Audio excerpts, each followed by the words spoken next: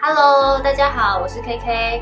不知道大家有没有看我上一支影片？我上一支影片有聊到纽约的起薪，也有聊到年薪要多少，在纽约才能不每天省吃俭用的生活。我说至少要5万，还是有很多人觉得很质疑，5万在纽约生活真的够吗？5万块的话，一个月大概是3000块左右。所以今天这支影片我就要带大家看3000块怎么花。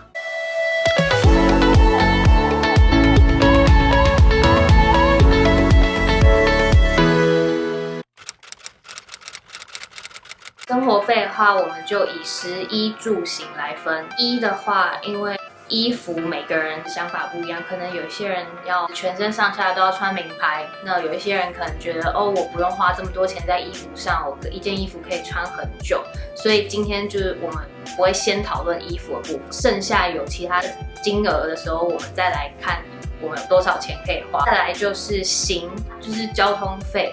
在纽约生活跟在美国其他地方非常不一样啊！在美国其他地方基本上你一定要开车，如果没有车的话，就等于你没有脚，没有办法去任何地方。可是，在纽约非常不一样，纽约是一个非常方便，很像台北的地方，地铁、公车可以到基本上任何你想要去的地方。地铁票的话，一个月大概是130块美金左右。我们刚刚已经讲了衣跟行的部分，现在就要来讲住，是我们可能会花最多钱的地方。我身边大部分的人都是花1/3左右他们的税后薪水在房租上面。如果我们以3000块的例子来看的话，就是一个月1000块。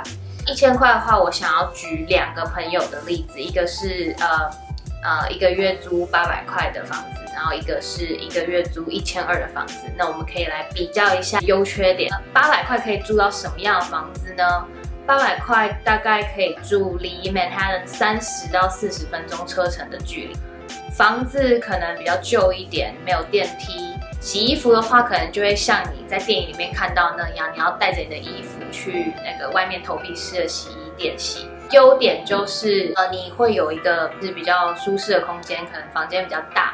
好一点的话，你甚至可以住到一个主卧，那就是你会有自己的独立的厕所。1200的朋友是住什么样的房子呢？他是住离 Manhattan 大概20分钟车程的地方，相对来说，他房子就是一个新的 building， 有 doorman， 有 gym， 然后洗衣服也不用跑到外面，就是在自己的 building 里。有一些好一点的 building， 洗衣机甚至会在自己的 apartment 里。缺点就是它的空间比较小。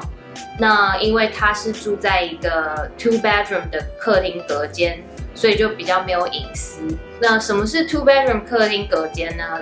大家会把客厅做一个假的隔间，变成一个房间。客厅隔间在纽约算是一个很普遍的现象，因为纽约租金很高，然后空间又很小，所以蛮多人会有这样子的选择。那我们已经讲完了衣住行这3个，那就剩下吃东西的部分，可能会去餐厅吃，可能大部分时间会在家里煮，所以明天我们就要带大家去采买，那看看我们1个礼拜在家煮的食材要花多少钱。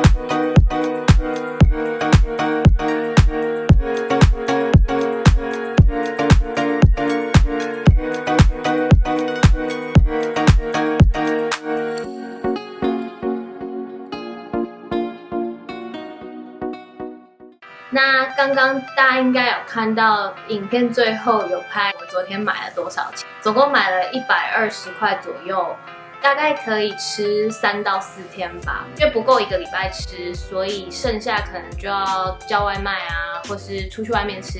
虽然现在不能出去外面吃，但以后可能会出去外面吃。如果不天天出去吃的话， 1个礼拜伙食费大概可以控制在250块左右，那这样1个月就是1000，所以房租1000，伙食费1000，还有地铁票130，这样子的话还剩多少呢？这样子的话还剩下800多块。800多块的话，我们还没有算一些杂费，比如说电费啊、网路费、电话费，有的没的。加一加的话，你大概还会有500到600左右可以自由运用。比如说你想要省钱啊，你就把这些钱存起来，或是很喜欢买东西，你就可以去购物。我觉得5万年薪就真的算是在纽约生活的一个 minimum。要存钱其实真的蛮不容易的。那如果你还想要再买一个Chanel的话，可能就要常吃土啦。